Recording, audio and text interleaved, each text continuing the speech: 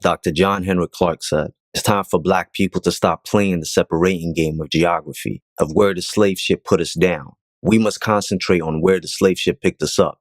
Africans in the Americas must remember that the slave ships brought no West Indians, no Caribbeans, no Jamaicans, no Americans, no Trinidadians or Barbadians to this hemisphere. The slave ships brought only African people, and most of us took the semblance of nationality from the places where slave ships dropped us off. Some of us have a disconnect with Africa because that was always part of the plan. The very fact that we don't communicate in the languages of our ancestors, we were not allowed to. The fact that we have a vague connection to our indigenous cultural practices because we were not allowed to practice and keep our traditions. The fact that we have become so against our motherland, the land where we were kidnapped and taken from, and so patriotic to the land where we were held captive. We refer to our ancestors as slaves, nothing more than property. We refer to the atrocities that our ancestors faced as slavery, nothing more than an act. Acts have participants, but if you're not a willing participant, then you're a victim that was forced into an act. When I was younger, my father used to always correct me whenever I used the term slave. He would always say, they were enslaved, not slaves. They were people. I never understood why it bothered him so much until I got older. A slave, a person who is the legal property of another, one that is forced to obey, one without will, one that cannot act of their own accord. So by that definition, how can they be part of the act of slavery? Because they were not slaves. Slaves was what the slave masters called them.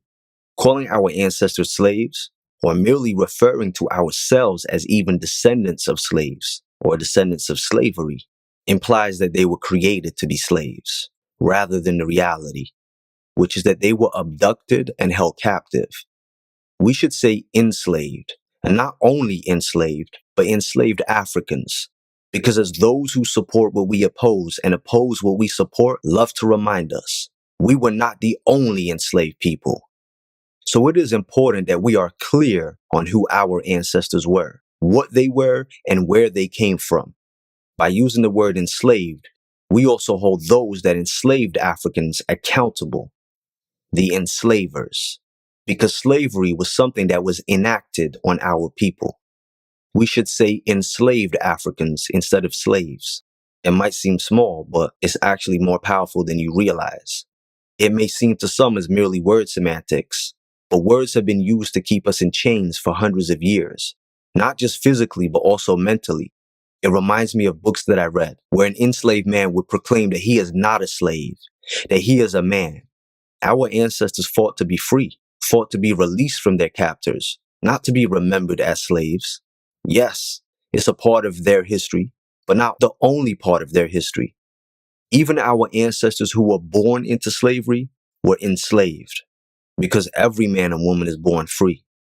By changing from the use of the word slaves to the adjective enslaved, we give our ancestors an identity as people and use a term to describe their position in society, rather than reducing them to that position. In a small but important way, we carry them forward as people, not the property that they were in that time, but all that they were. This is not a minor thing. This is a major step forward in reclaiming their history, their identity, and our identity. We did not have a choice. We didn't choose to be slaves. We were enslaved. And why would I speak and say we as if I was there? Because this is our history, our ancestors. They live on in us. We are our ancestors. So are you a slave? Words and labels have the power to change who we are as people. Even though our ancestors were enslaved, they proved on a daily basis that they were much more than slaves. So no, we are not descendants of slaves. We are descendants of free African people that were kidnapped, sold, tortured, and enslaved, forced to work, forced to assimilate, forced to forget who they truly were, forced to hate each other, forced to seek acceptance from them, forced to separate and segregate based on complexion, nationality, and culture. We are descendants of enslaved Africans. As time goes by, I realize more and more that we are repeating history, reliving acts and atrocities. still not learning from the mistakes of our pasts, still not paying attention to our predecessors who went through hell so that we didn't have to. Colorism is a tool used to divide us so that we lack unity. Nationality, pseudo-patriotism, is a tool used to divide us. Xenophobia, the hatred of people from other countries. It seems even now we still focus on our forced differences. We didn't have a choice in where the boat dropped us off, but we've embraced the lands of our colonizers and captors. We speak their languages. We assimilate to survive. But we also take on their mannerisms. It always confused me when black people would show prejudice against each other simply based on where a boat dropped their ancestors off, like we didn't start the journey on the same continent. But a lot of people today are hell-bent on running away from Africa and separating themselves further. Some people will claim that African people on the continent of Africa don't call themselves African, so why should we? When the reality is Africa was always one landmass. It was never split into countries. It never had borders until the British, the French, the Portuguese, the Italians, the Arabs, and the Dutch started to divide different tribes and create invisible borders, which they labeled as countries, and they named them. So even Ivorian people, Nigerian people, and Ghanaian people weren't always originally named so. They were different tribes that all lived on the same landmass. This separation and xenophobic creation even happened on the continent of Africa for the sole purpose of division, because a divided people are much easier to control. Any movement for black people that does not include all black people is not a movement or even a revolution. It's exactly what they want. Now, to make something clear, I have nothing against any African people, whether they be Africans in Jamaica, Africans in the Dominican Republic, Africans in Puerto Rico, Haiti, or Africans in the United States, holding their oppressors accountable and demanding reparations exclusive to them as descendants of enslaved Africans who have been on that particular landmass for a certain period of time. Of course not. I support all of my brothers and sisters fighting against their oppressors. I also don't beg those that wish to keep us in captivity for anything. If you want something, you don't beg, you take it. The Haitians didn't beg. The Maroons didn't beg. The Gullah Geechee didn't beg. They took it.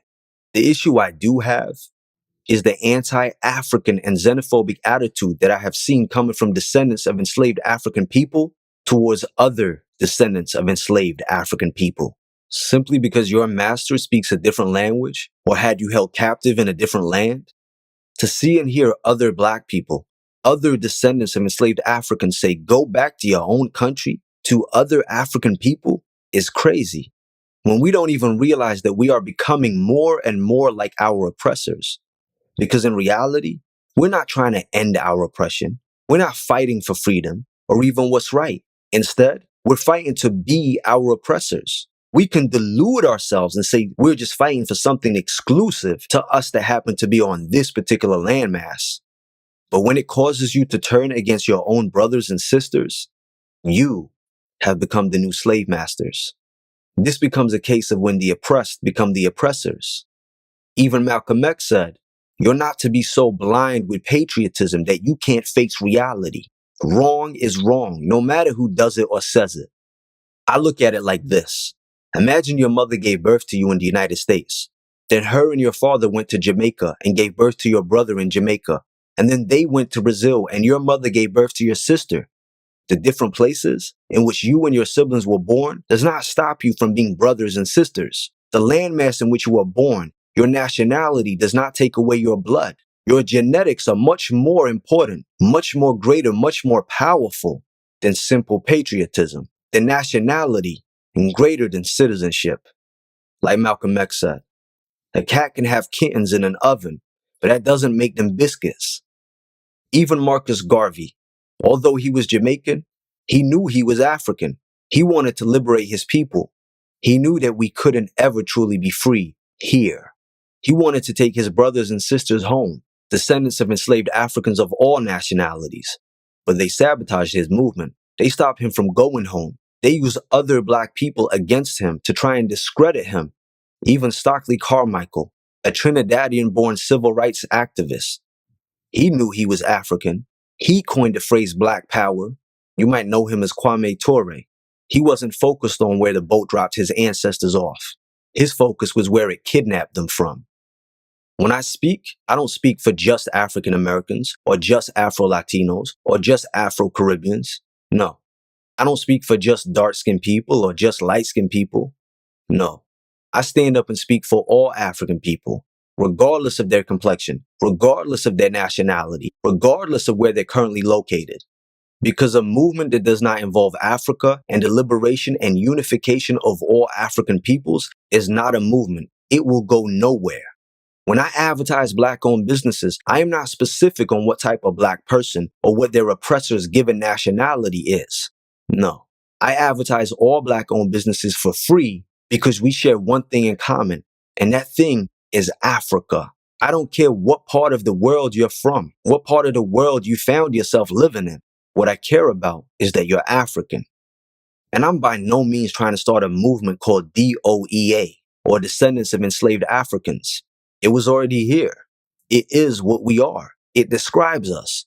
Whether we are children of the African diaspora who were stolen from our motherland and torn from our mother's arms to forget our languages and traditions, or whether we are children of the continent of Africa who have been divided by colonialism and invisible European-made borders, we are descendants of those enslaved African people. We are one. We have a link and a connection that is much stronger than nationality.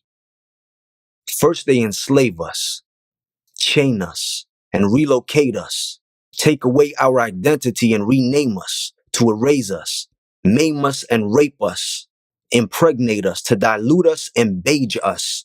In the name of Jesus, they said they saved us, but they're the predators, and the prey, us. This the freedom they claim they gave us, reparations for everyone, but they never paid us. They claim they fixed it, but they're still trying to break us, blame us and frame us, jail us, cage us, and then say we should be thankful for the life they gave us, steal our history and claim us. They hate us while they crave us. They need our melanin so they date us, lie and say they made us. Enslaved students, still slaves to a school system that miseducates us. Go back to Africa, but they will never relocate us. They want to keep us asleep, but we trying to wake us. Black Panther, Black Power, Black Pride, Black Love, Black Lives Matter, brave us. They call us racist just to manipulate us. Nose too wide, lips too big, skin too dark, hair too curly, hips too thick, so they shame us. Then they try to imitate us and replace us, but they will never recreate us. Let that sink in.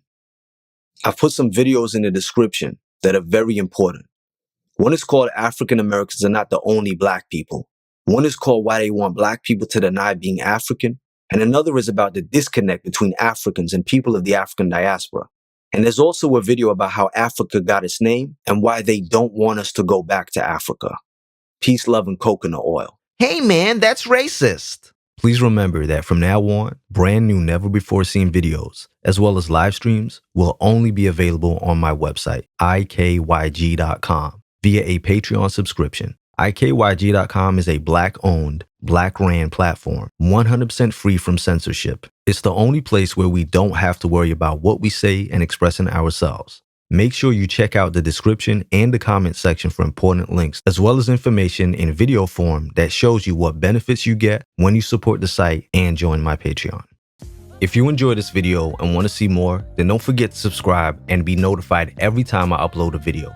For exclusive content and perks, check out my Patreon. This is where we have private live streams, group chats, live Q&As, live phone calls, and open topics. This is a safe space where you can interact with other like-minded people, make friends, send each other direct private messages, and so much more without any trolls. And yes, you get to use GIFs and images in the live chats. So what are you waiting for? This is a completely independent website, free from censorship. If you'd like to make a donation towards the site so we can continue to put out the truth without fear of being silenced, then please hit that donation button. It's greatly appreciated. Check out the rest of the site for videos, private and public live streams, find out all the tea, and make sure to utilize the Black Money section of the website. Advertise your business absolutely free to people that look like you, free forever. And don't forget to follow me on Instagram and Twitter at angel_IKYG.